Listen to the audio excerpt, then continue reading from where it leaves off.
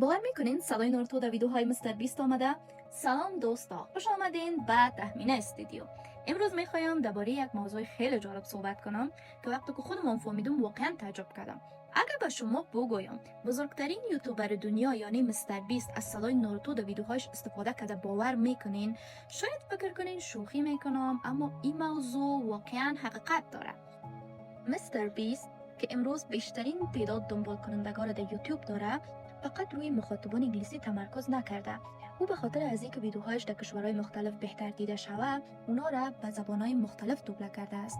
اما نکته جالب اینجا است که برای نسخه ژاپنی بعضی از ویدیوهایش از جونکو تاکویچی استفاده شده، کسی که میلیون ها نفر او را به عنوان صداپیشه ناروتو میشناسند.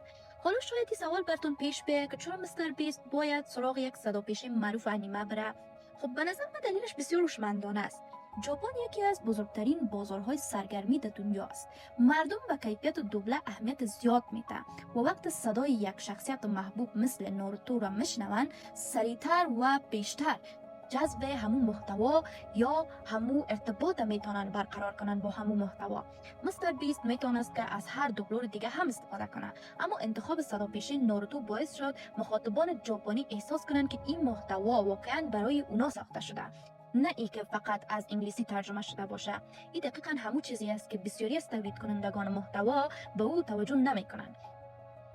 گاهی موفقیت فقط به ساختن یک ویدیوی خوب نیست، بلکه به این بستگی داره که مخاطب احساس کنه که شما او را درک میکنین. به نظر من یکی از باهوشترین تصمیم های مستر بیست در سالهای اخیر بوده. او فقط ویدیو نمیسازه، بلکه برای هر کشور تجربه نزدیکتر و شخصی‌تر ایجاد میکنه و شاید همین دلیل باشه که کانالش قدر سریع رشد کرده. حالا نوبت شماست. اگر قرار بود ویدیوهای مستر بیست برای مخاطبان فارسی دوبله شود، دوست داشتین صدای چه کسی روی ویدیو باشه و صدای چه کسی را بشنوین به جای مستر بیست؟ نظرتون رو در کامنت ها بنویسین و اگر از ویدیو خوشتون اومده لایک کنین. برای ویدیوهای بیشتر هم و درباره دنیای فیلم و سریال و سرگرمی حتما تخمینه استودیو رو سابسکرایب کنین. تا ویدیوی بعدی، خداحافظ.